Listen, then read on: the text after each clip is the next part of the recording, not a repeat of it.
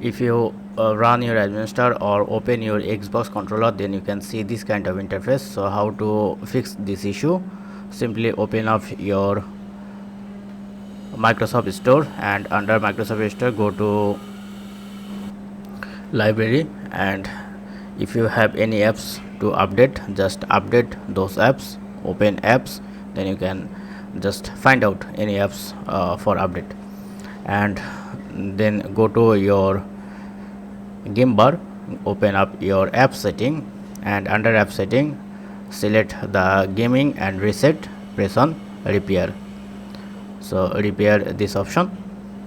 Now go back and open up your game bar, and once you open your game bar, then actually it's not recording, so I will show you with screenshot.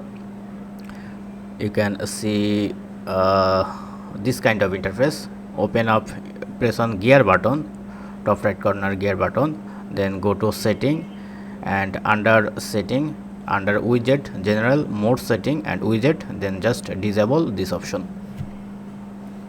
And once done, now go back to your menu again and type setting, sorry, not gaming, setting, and under setting you can see the gaming option. Now go to game bar and just disable this option.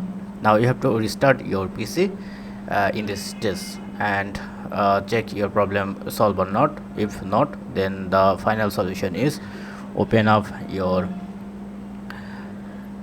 PowerShell administrator, and you have to enter this code, copy this code, and Control V, and hit the enter. And once it's installed, now go back again, and then you can see the install file, copy again, and same way Control and V, sorry, and hit enter. Now it's installed. Now you can easily run your game bar or Xbox or any, your problem will be solved actually. So that's it. Don't forget to thumbs up and subscribe. Have a good day.